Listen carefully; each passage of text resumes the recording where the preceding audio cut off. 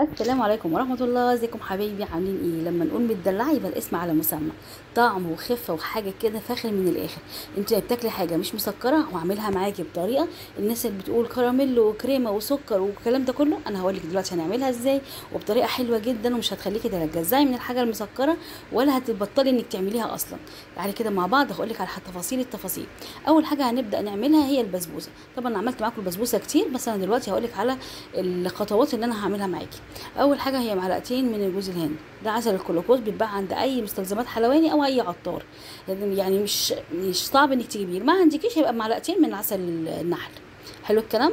دي كوبايه وربع، الكوبايه بتاعتي كبيره شويه فانا دي كوبايه وربع من السكر. حلو. ودي كوبايه الا ربع من السمنه وكوبايه الا ربع من اللبن. دول 3 معالق من اللبن البودر انا محمصاهم زي ما انتم شايفين كده على النار. ودول معلقتين من جوز الهند.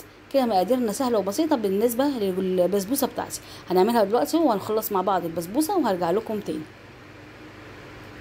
هنسمي بالله كده. اول حاجه هنعملها دلوقتي ان احنا نحط المقادير بتاعتنا كلها اللي هي الجافه بتاعه البسبوسه اللي هعجن بيها البسبوسه، مش شربات البسبوسه. اللبن والسكر والسمنه وعسل الكلوكوز. احط كل دول كده مع بعض وهنزلهم على النار يا دوبك، بس السكر يدوب. انا السكر بتاعي حبيباته ناعمه جدا وخفيفه، يعني اول ما هتشم النار كده هتعمل على طول. بسم الله. معرفش دلوقتي كل ما امسك حاجه بتقع. هنحط معلقتين من عسل الكلوكوز زي ما انتم شايفين كده اهو.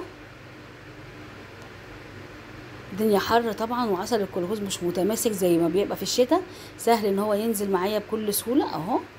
هناخد بس معلقتين مش اكتر من معلقتين اهو معايا. هحطهم على النار على طول. هبدا ان انا اقلب فيهم لحد لما يدوب. ما خدوش معايا 3 دقايق على طول على النار، يعني هو حتى ما غليش الغليان اللي هو. فانا هسيبه بس يبقى دمعة عين بس، وهبدا ان انا اشتغل على طول لان هو ملحقش انه يسخن بصراحه. ده نص كيلو من الدقيق السيمولينا زي ما احنا شايفين اهو. طبعا دي انا قلت لكم قبل كده على طريقه الشراء بتاعته. اهم حاجه ما يطلعش في ايدك دقيق. هحط عليهم اللبن البودره واحط كمان جوز الهند بس يا صابرين. ايوه بس، لا بيكنج باودر ولا اي محسنات ولا اي اضافات ولا اي حاجه خالص. انا بس. وجوز الهند على فكره اختياري، لو مش حابه تحطيه ما تحطيش، يعني مش عايزه تحطي جوز هند وما تحبيش طعمه مفيش مشكله خالص. اما اللبن ده اساسي بيودي البسبوسه في حته تانية خالص، كانك عاملاها بنيوزيلندي، سمنه نيوزيلندي. بصي الطعم حكايه بصراحه. احنا هنركن مكوناتنا كده على جنب لحد لما نجيب اهو. خلاص كده بقى دافي خالص. هنزل بالكميه بتاعتي كلها مره واحده. طبعا دي مقادير وثابته، ما تقوليش بقى انا احط حبه حبه ولا الكلام ده كله، لان البسبوسه مش عايزه لا عجن ولا تقليب كتير. حتى مش هعمل بايديا اهو قدامكم بالسباتيولا اهو. هبدا اجيب من تحت ولفوق لحد لما ادخل فيها كل السوائل وانا بالمعلقه، مش هغير المعلقه.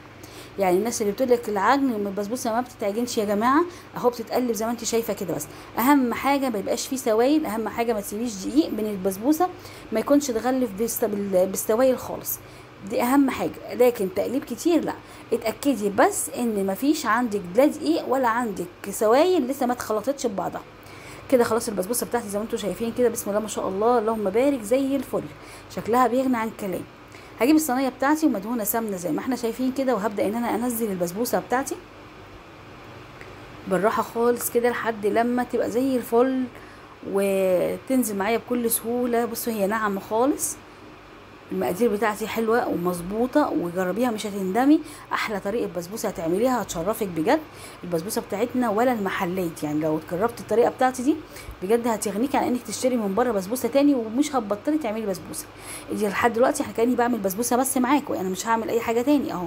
خبطتين الوش بتاعها تساوي. حسيتي ان في حتت فيها مشققه او مجزعه او اي حاجه، ايدك بس مبلوله ميه زي ما انا هعمل كده في حتت معينه اهي. خلاص كده كله كده هيتساوى وهتبقى بتلمع وهتبقى ما فيهاش اي حاجه، وعلى الفرن على طول. هاجي هنا بقى في الخطوه الثانيه لازم اعملها عشان اسيبها انها تبرد، هو الكراميل.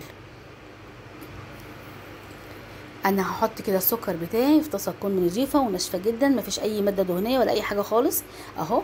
وهحطها على النار على نار هاديه جدا. مش هلمسها بمعلقه، لا مش هلمسها باي معالق خالص. انا هحطها بس على النار وهسيبها لما الحروف بتاعتها بس تبدا تتلون معايا. دي كوبايه نص كوبايه من اللبن، واحط عليها معلقه مش مليانه طبعا، معلقه ونص من النشا. بس كده اهو، بس كده. وهركنهم بقى على جنب، هقلبهم وهركنهم على جنب.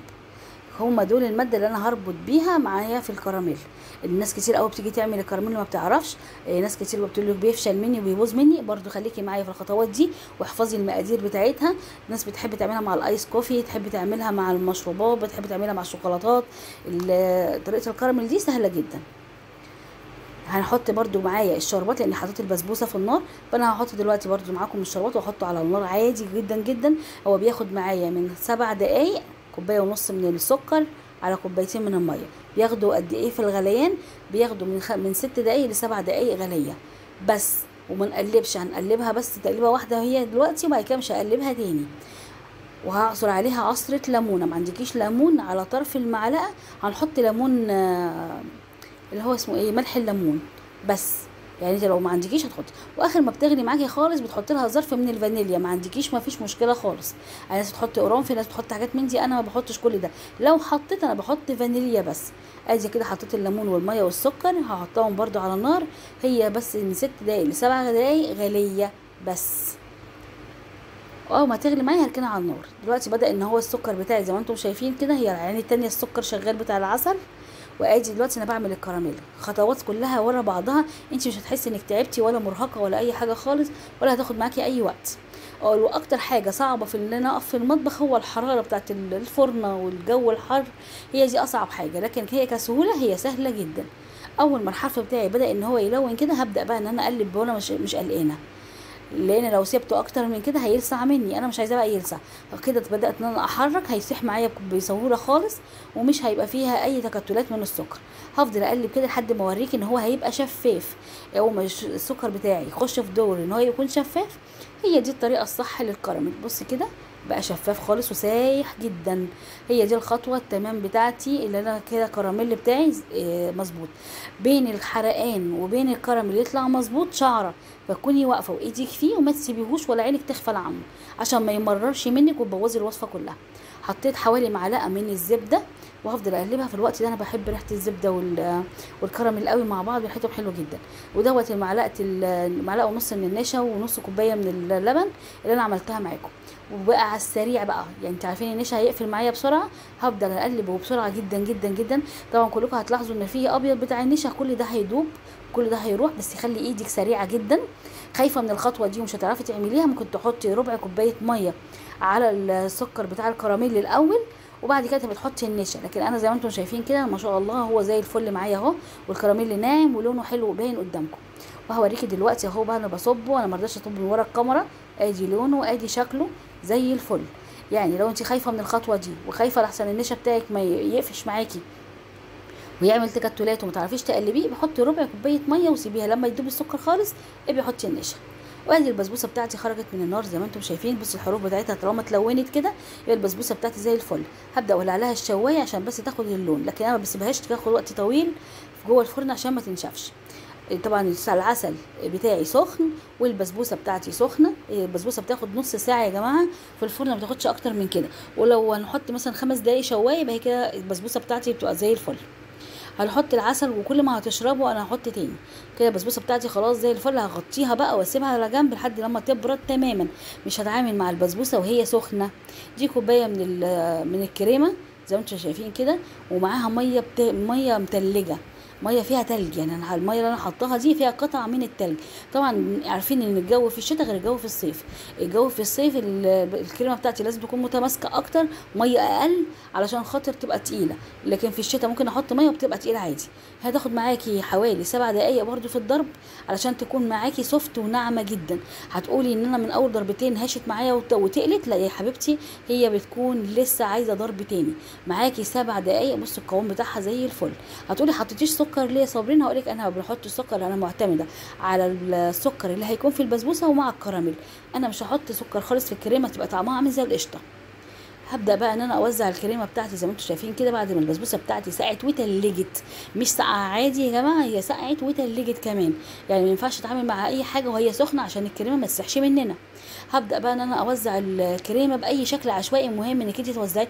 او انا ليه عملت بالكيس؟ وانا كان ممكن احط بالمعلقه على طول عشان الطبقه تكون متساويه. بس يعني وانا بحط الطبقه وبسويها ما تكونش جنب وجنب، لكن مش اكتر من كده. لكن كان ممكن انزل المعلقه واسويها على طول وخلاص. لكن عشان ما يبقاش الطبقه لا تخينه وما تكونش مش متساويه معايا.